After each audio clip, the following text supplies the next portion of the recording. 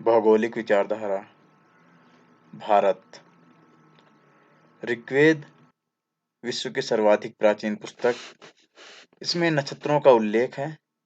यद्यपि ईसा से लगभग 400 वर्ष पूर्व बौद्ध काल में भारतीय ज्योतिष का सिद्धांत काल प्रारंभ होता है। ऋग्वेद में भारत के 5 प्रकार की ऋतुओं के संदर्भ में भी जानकारी मिलती है। भारत के प्रख्यात भूगोलवेत्ता आर्यभट्ट ने पृथ्वी को एक गोलाकार पिंड बताया तथा पृथ्वी की परिधि लगभग 24,835 मील बताई थी, जो वर्तमान की मान्य परिधि 24,901 मील से काफी साम्यता रखता है। आर्यभट्टीय उनकी प्रमुख रचना है। हिंदी में भूगोल शब्द का सर्वप्रथम उल्लेख उनकी पुस्तक सूर्य सिद्धांतिका में मिलता है। आर्यभट्ट के बाद सबसे प्रसिद्ध खगोलवेत्ता वराहमिहिर थे। उन्होंने अपने पंच सिद्धांतिका नामक खगोलीय ग्रंथ में 5 पद्धतियों सौर, वाशिष्ठ, पैतामह, पोलस और रोमक की चर्चा की। सूर्य व चंद्र ग्रहण के संबंध में भी उन्होंने जानकारी दी है। ब्रह्मगुप्त ने ब्रह्म सिद्धांत एवं खंड काव्य की रचना की। खलीफा हारून रशीद के शासनकाल में बगदाद में इन दोनों ग्रंथों का अरबी में अनुवाद हुआ।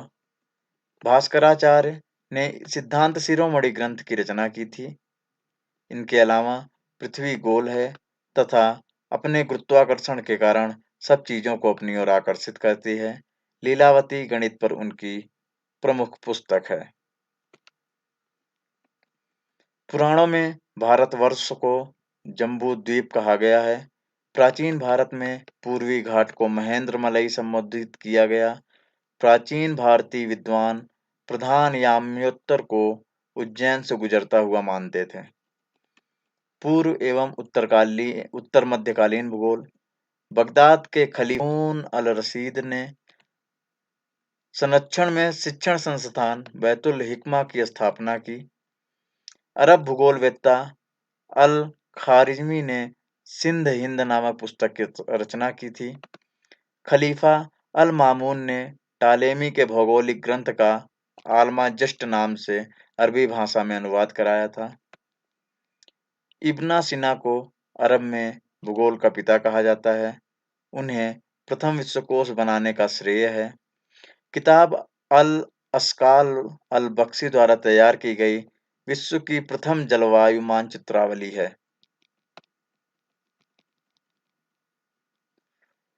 1030 ईस्वी में अल-बरूनी ने प्रसिद्ध पुस्तक किताब अल-हिंद भारत का भूगोल लिखा।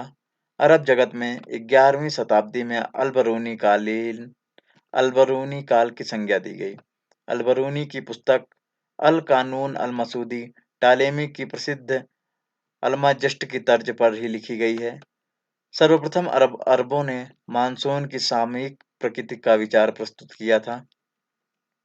पुनर्जागरण काल।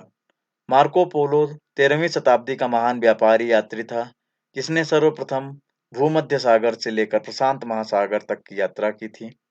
1947 ईस्वी में पुर्तगाल का प्रसिद्ध यात्री नाविक वास्को डी गामा अफ्रीका महाद्वीप के उत्तमांश अंतरिक्ष का चक्कर लगाकर भारत के कालीकट बंदरगाह तक पहुंचा तथा नए समुद्री मार्ग की खोज की।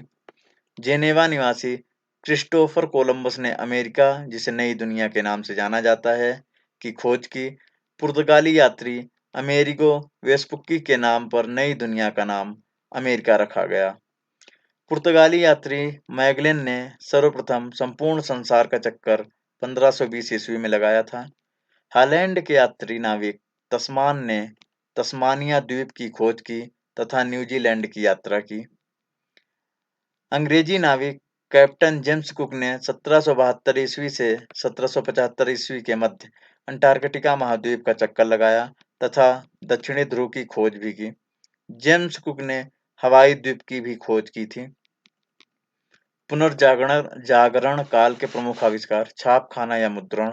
लगभग 1470 ईस्वी, सौरमंडल कोपरनिकस 1843 ईस्वी, दूरबीन गैलीलियो 1609 ईस्वी, एस्ट्रोनोमिया नोवा खगोलिकी पर कार्य केपलर, पृथ्वी की गोलाभ आकृति न्यूटन।